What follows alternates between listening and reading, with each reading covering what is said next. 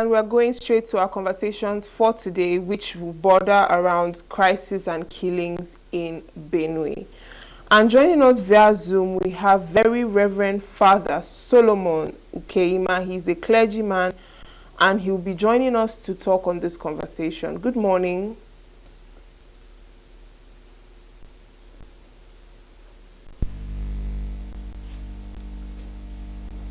Good morning, Father. Can you hear me? Yes, I can. Can you hear me? All right. So while we're waiting for him to join us, we are all aware of the killings and the massacre in Benue that has been all over the news and social media. It's a very sad incident, and it's something that we really do need to talk about, and actions need to be taken as soon as possible with the utmost urgency. So while we wait for Father Solomon to join us, we'll go on a very, very quick break, and hopefully when we return, we will start the conversation.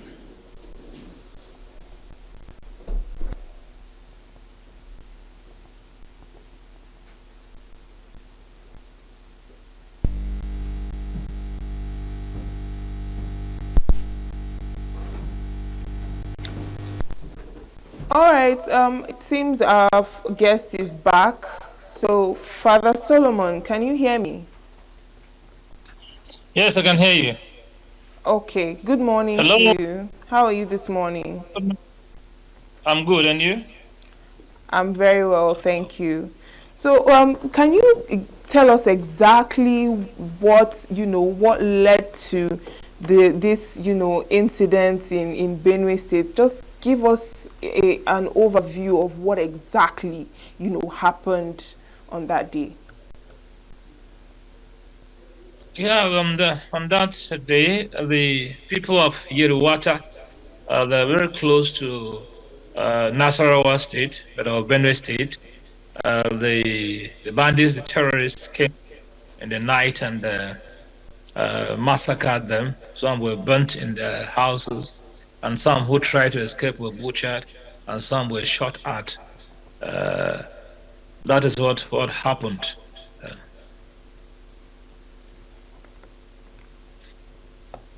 Okay, and has there been any action so far, taken to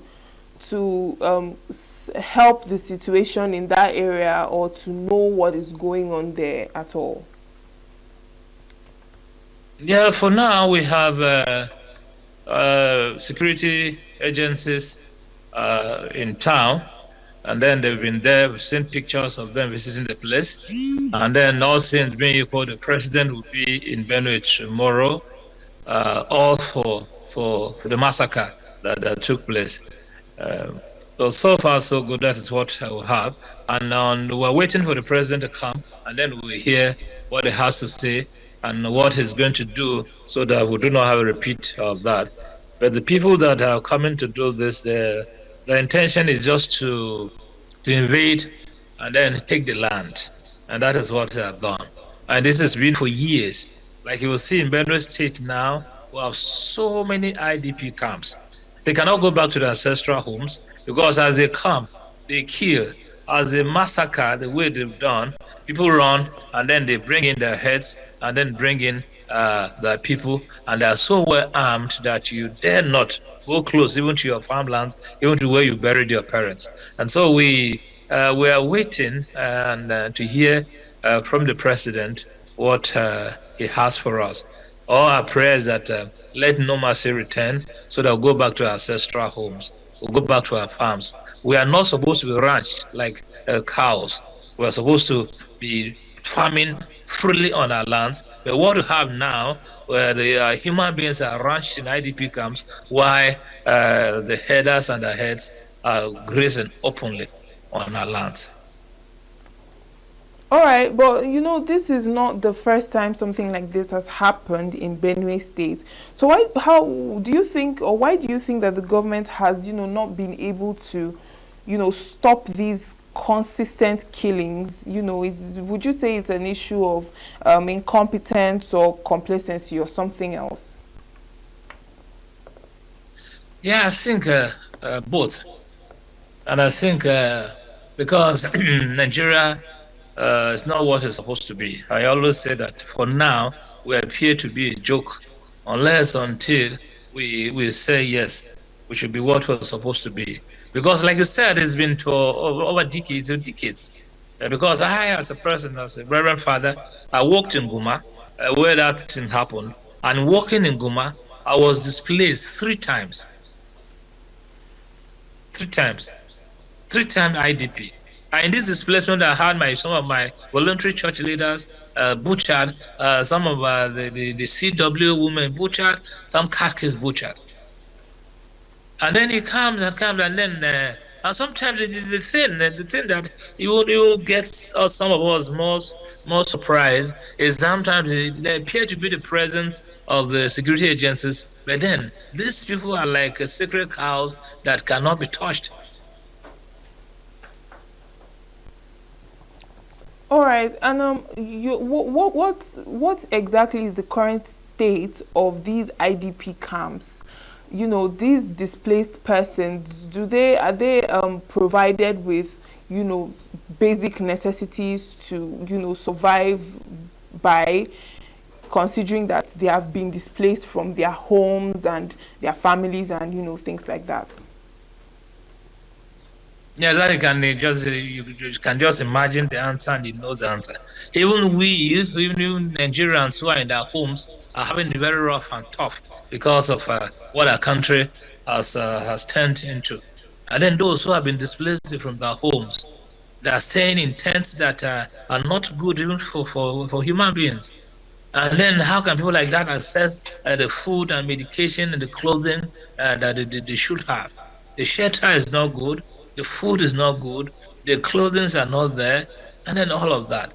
And then the numbers are so much that even when a government tries to reach out, it is overwhelming. So you see, go there, and then you see that there are some, you see, look into the eyes, I just know that are waiting to die.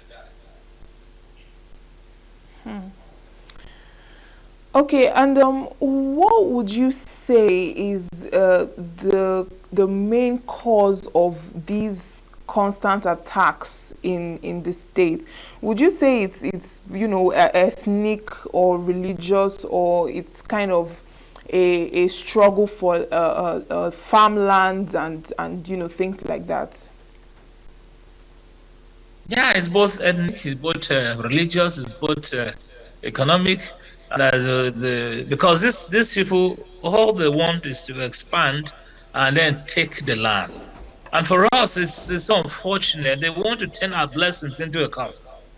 Because God has blessed us with good land, and then all year round, there are places that the grass is always green. And so these people feel that we're unfit to be here. And so they'll come and then take it forcefully. And gradually, that is what is happening. Because there are some people who are in the IDP camps there that are there over a decade. Some are born in the IDP camps and they've grown up. They dare not go back to their ancestral home because these terrorists, these bandits, these militant Fulani headsmen are there well armed. So we bring it's both ethnic, it's both economic, it's both political, and then they want to expand. They want to expand. They want to take the land. Okay, and these places, has there been any effort made by maybe the government of the state to actually come around and see? Because we also heard that about 200 people, were killed in this massacre. It may be more, it may be less. So, has any of these government officials or the government of the state come around to see what the place is like, or the local government is like? Yes, the other day we had, when it happened, to have the chairman of the local government and the deputy governor visited the place to see for themselves the havoc that was wreaked. And then yesterday too, the governor and some of the top military men from Abuja were there to see what has happened. All right, and these we've heard of, there have been numerous security deployments over the years when these attacks have happened, And so, what would you say is the reason why so far these security deployments have failed to protect the lives of, people in these local governments and, in Benue State as a whole? I don't know. Do I say the compromise? Do I say collusion? What do I say? But anyway, from what we have seen, the security men that are often sent to us, most do not give their all. There are some that try their best, but most do not give their all.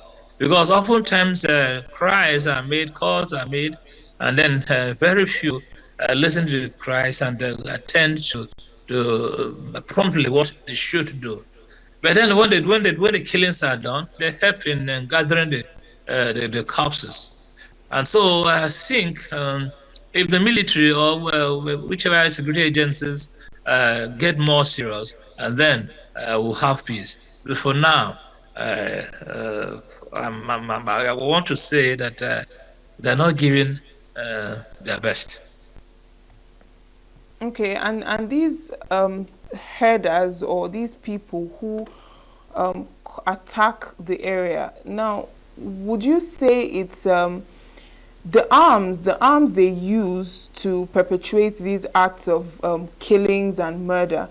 Would you say those arms are proliferated arms, or is there a problem of arms proliferation, amongst the herders and the farmers and the people who are actually behind all of this? Oh yeah, I think the oftentimes it is the herders who do have the arms. The farmers do not access the arms, and that is why they are in IDP camps. Why these people are taking their homes. If the farmers have the arms like the herders, and then they'll be on the same footing. But what obtains is that when you farmers are seeing you their matches, their cutlasses, these things are taken away from them. And then you see these headers going about with AK-47 in places that there are no forests, there are no wild animals, there's nothing. And then with that, they shoot at anybody, they burn houses, they butcher people, and then nothing happens to them. Okay. So now, what would you say is an alternative to, things like open grazing, that exists, so that both farmers and herders, at least it can protect them from, cases like this? There are other alternatives for farmers and, people that herd cattle and things like that. Yeah, like the standard practice is to have ranches. That is the standard practice, because as a farming people, farming and cattle grazing, open grazing, cannot marry. The marriage will not last, because what the cattle is to the herder is what the crops are to the farmer. And so oftentimes when the cow, the heads are not ranched, they come to feed on the crops of the farmer. And then when the farmer gets up, then he's shot, then he's butchered, then he's killed because he has no arms. So the right thing to be done, which is standard practice as everywhere, is to ranch the cows, ranch the heads, let the herdsmen, and then I think in some places ranches is encouraged. Like the law we had here was the law prohibiting open grazing and establishment of ranches. And I think if ranches are established and then there is no longer open grazing, then the farmer will have what is his, and then the herdsman will have what is theirs. But as long as they refuse to ranch their cows, they ranch what they have, and theirs is eating what the farmer plants, how is the farmer going to survive? Okay. And then looking with the rise of the armed headsmen and, all these armed people, militia groups, headsmen and the likes, would you say that the government has lost control over, certain areas, certain rural areas in Nigeria and Benue State as well? That's very obvious because we read and then we see what is happening in some others in other states also.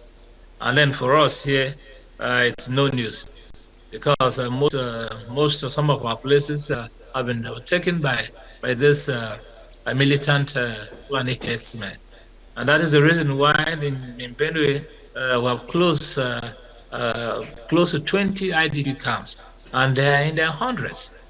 So that goes to tell you that their lands are not safe. Their lands have been taken over. If they weren't, they would be. The thief man always wants to be in his own farm.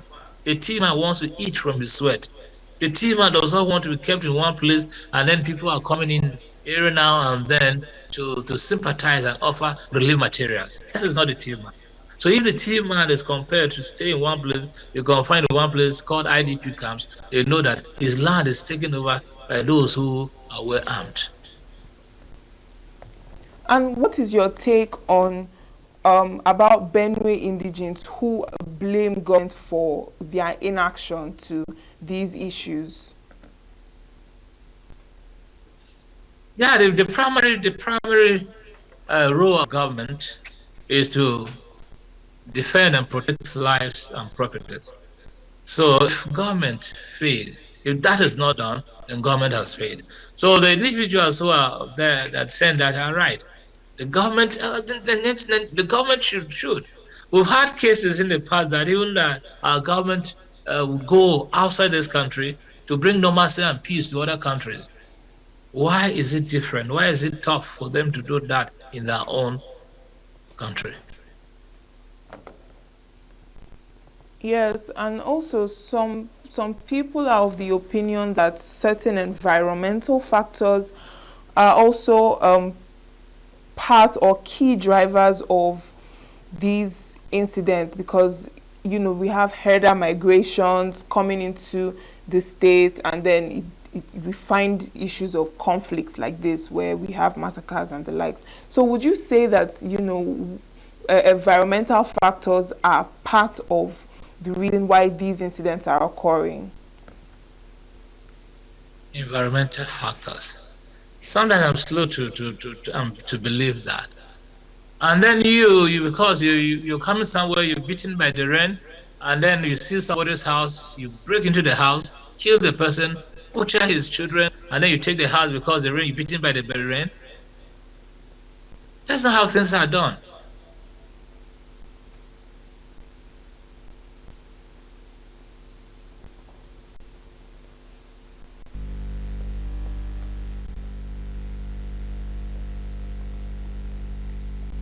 All right, so you're of the opinion that it is not a case of environmental factors that are causing these issues? No, that's not. These people believe that they must have our land because it's fertile, it's blessed, and it has what they want. But then how do you come to, yes? No, continue, go on. Yeah. So what we're having is not just people who want to come and graze. We had a Fulanis years who do come to graze. Then when they come, you see them come with their wives, with their children, and then mere sticks. They're not even having the type of machetes that will have today that they butcher a human being and then one hand will be to amputate somebody's hand with one cut. They had an AK-47, even when they were forests then and they had the wild animals. Today they come, no wife, no child, no nothing. And then they have weapons that sometimes even the security agencies say that they are superior to what they have. They are coming to invade and take our land. They are coming to occupy our land. That is their agenda. And then the government is watching them have the agenda materialize. We have lost so much lives that we cannot count. We've lost so much. And I pray and hope that the visit of the president, he will see for himself, and then together, they will do something that will salvage our situation. All right, Father Solomon, I understand that you have um, personal experience of these attacks. Now, can you just share with us, narrate what your experience was like, and how you got to be in an IDP camp? Just tell us your experience with these incidents of killings and massacre in the States. Yeah, like they said, I've been an IDP 3 times. And the first place was in Sacred Hearts Parish today in Goma local government, where I was an assistant priest. And then the second displacement took place in Daudo, where I was a priest in charge of St. Francis Mission, Daudo. So the experience wasn't funny, even as a priest. Because when I was displaced with my people, some who were unfortunate, were unlucky, were butchered, were killed, and then some of us survived it. But being in the camps were like death for some of the IDPs. As a priest, I had a priest who asked me to come stay with them, and I was staying in parish houses, and I was having assistance here and there. But then there was no peace in me, because I was not supposed to be a priest to be jumping here and there in parish. I was supposed to be in my own parish. And so it was not funny with me. And so I said to myself, if a priest should experience this, should suffer this, despite having good shelter, good food, and all that, then you can only imagine what these people were going through in the camps. In the camp, sometimes when it was raining, some mothers will have to stand on their feet, hold their children until the rains are done, and then the water flows out before they find a way of sleeping. And then medical attention, feeding, and all that. So the experience for me was not funny. And then if it was not funny for me, you can imagine what the IDPs went through and are still going through. And that is the reason why from time to time I go around and then I beg, and then I visit the IDP camps, because I had an experience. I experienced that myself. 3 times displaced. It's not a funny experience, not something you wish for an enemy. Go to the IDP camps today and then see what they are going through. You look into their eyes, some are hopeless. You look into their eyes, some are sick and just waiting on the day that their creator will call them back. And these 3 times you've been displaced have also been cases of killings and massacre. Is that correct? Yeah, there were cases of killings, but we never had it as bad as we had it at Yelawata. There were killings sometimes 50 and all the 70, 100. We've never had it this bad. Then the strategy, the way they're doing it now says much. You come, lock up people, or put a fire to a house, and then you are outside waiting for any who jumps out. Any who jumped out, you butcher. Any who jumps out, you shoot at it. And then you do not spare little children. So you now know that now they've decided that let them not spare even the little children, because they are the future of this place we want to capture. If we leave the future, then we're not serious. These children may ask questions and come back to claim their lands. So now they go is to sweep everything. Both men, women, pregnant women, little children, nobody, nothing is spared. So how were you able to escape these 3 times that you experienced these killings? How were you able to escape and be free from not being killed and finding yourself in an IDP camp? The priest in any rural area, any place, will always have his eyes on the ground, his ears on the ground and his eyes everywhere. In fact, at some point in Daudu, when they were shootings and all of that, they ran to the father's house.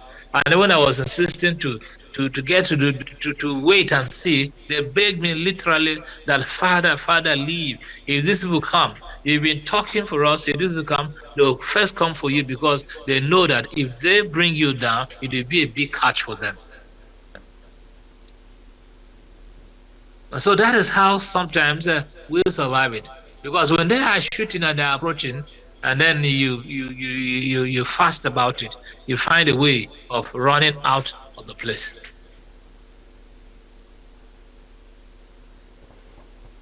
And what about the church? How have they been of any help to you, particularly, considering that you were sent to that particular local government and these things are happening in the area, and you've been a victim of this like 3 times now. What has the church done about it?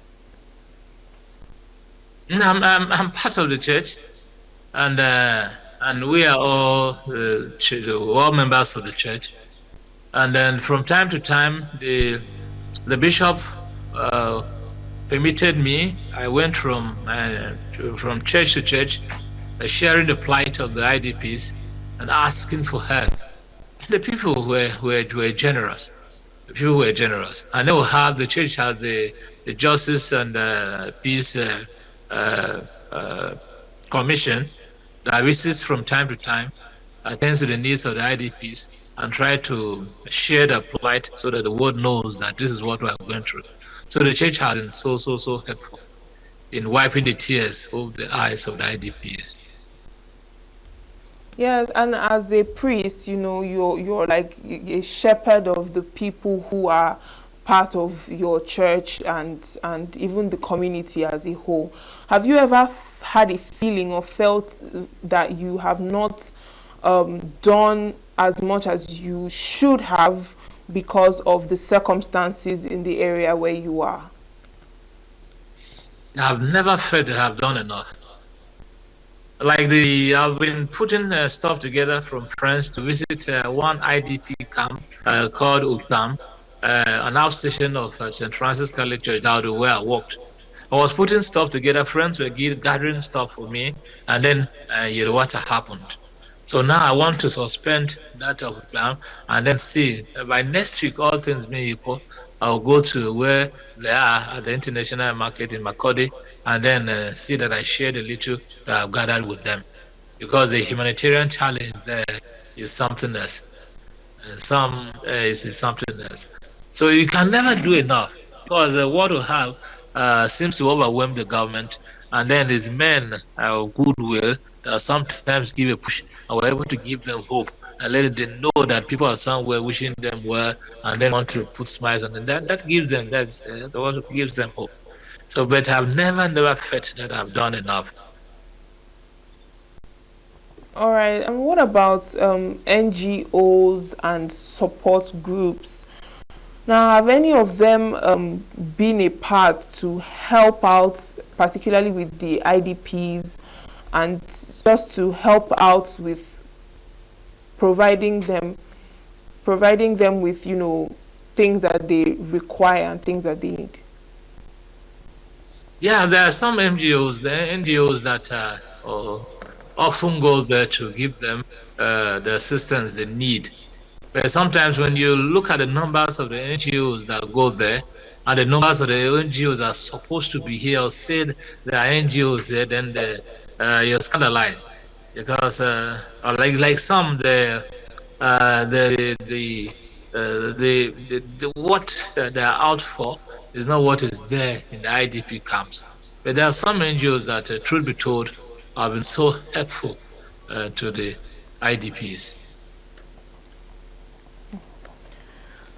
Thank you so much, Very Reverend Father Solomon Ukeyima.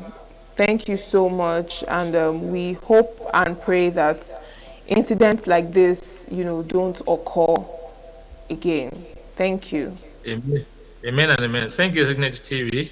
It's nice having you with me. Yes, thank you. All right, and we'll still be talking on the crisis and kings in Benue with another guest, but we'll go on a very quick break, and when we come back, we'll continue. Save Nature TV. News in your pocket.